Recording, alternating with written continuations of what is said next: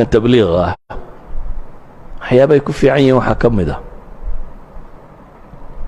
nin dhalinyaro xaafadooda deganay raacay oo soo noqday oo muddo la socdaan ku wareedhe bali waran xaafada maxaa hadda haysaan shaqo wuxuu yiri xaafada dadka joogo dhamaan tiro koobnay haye maxaa sameeyeen dadka labaan u qaybinaa buu wax tukada iyo waxaan tukanin gartay waxaan tukanin isaga salaada laga hadlaa buu yiri iyo inuu tukado